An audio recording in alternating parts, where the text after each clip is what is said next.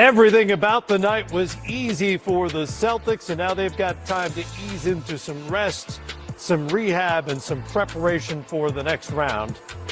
Celtics close out the Heat in 5, a gentleman's sweep, and they are off to the conference semifinals after a 118-84 win. It's Playoff Central live here from Atlanta. Danny Green's in the house tonight. Sam Mitchell's back on the desk after a new knee, 2-week hiatus.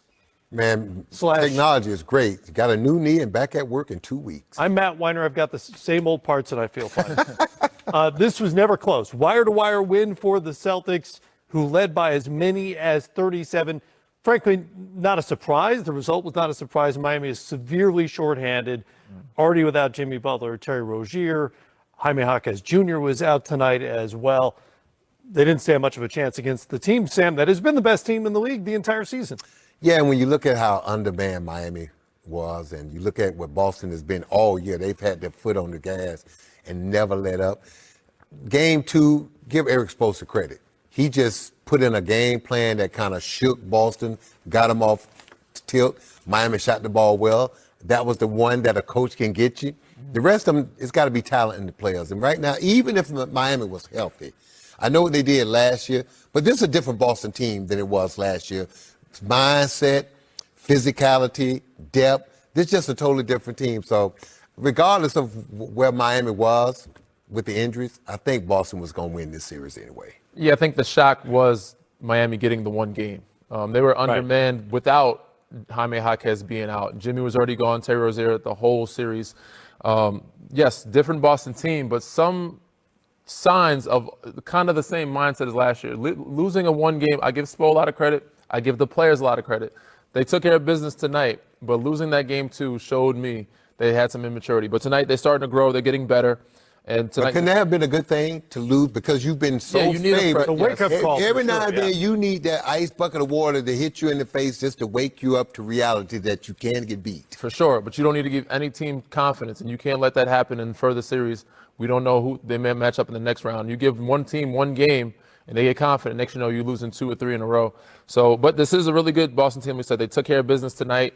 They did what they're supposed to do. Miami made it last longer than it was supposed to. So that was a surprise, but they fought, man. Give them a lot of credit. They had a hell of a season, a lot of injuries throughout the whole playoffs, but with this team in particular, too many injuries, just couldn't upkeep the Boston power. Well, that game 2 proved to be an outlier in a lot of different ways, including the three-point shooting. Miami was 3 of 29 in this game from outside the arc. Again, many of the minutes were not competitive, and it didn't really, frankly, matter after the first quarter. Boston came out and knocked down 8 of 14 threes in that first quarter, immediately took hold of this game and led it by 18. I don't want to get too deep into the psychology of it, but what does it say about the Celtics' ability to take control immediately and kind of go about it businesslike and say, okay, we're ending this tonight?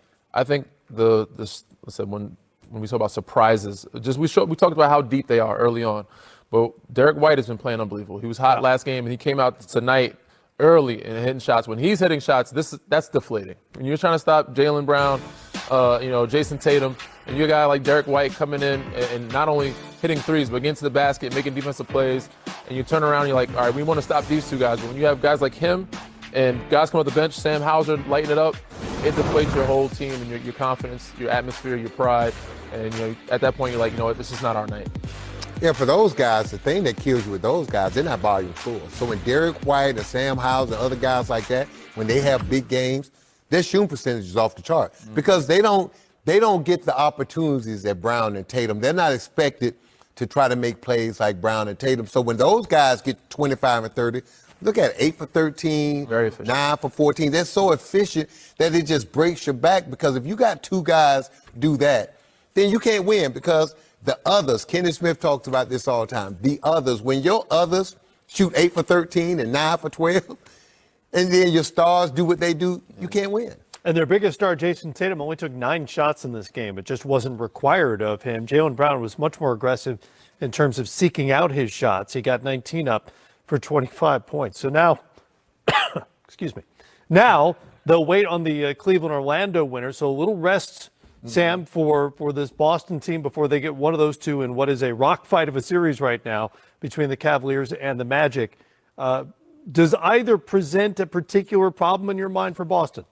They do. I mean, these two different teams. I think Orlando, their size, their physicality, the way they drive to the basket, they lack outside shooting. When you look at Cleveland, Donovan Mitchell, anytime you got to deal with him, he can go off and he can beat you a game or two by himself. And then you look at Darius Garland. That backcourt is dynamic for Cleveland. But the thing about it, look at Boston backcourt. Yeah, isn't Boston set up for just that sort of thing? Yeah. Yeah, so that's the thing that's scary. If they play Cleveland, their size in the backcourt can dominate those guys. And we've seen Drew Holiday in the playoffs dominate smaller guards, he and Derek White. So if it's Cleveland, this could be a tough matchup for the Cavaliers. I'm going to respectfully disagree. I don't think any of these teams. Oh, you sound like you played at Cleveland before. I have. I played there, and this has nothing to do with that. I just think and those two clubs are very good ball clubs. Orlando, Cleveland. I think this goes to 7 games, which gives Boston more rest, which can help Kristaps come back. But I don't think they'll need him for this series. They're just so much better and head and shoulders of the rest of the East. The only other teams that I see that would give them a matchup problem is in the Eastern Conference Finals against the New York Knicks or the Philadelphia 76ers.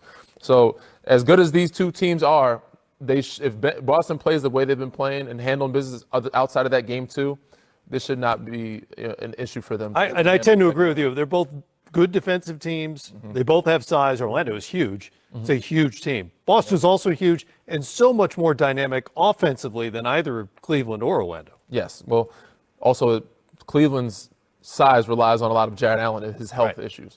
But Orlando said Jonathan Isaac, Franz Wagner, Paolo Banchero, like those guys are really good too. So they have a little bit more of an advantage, especially on the wing.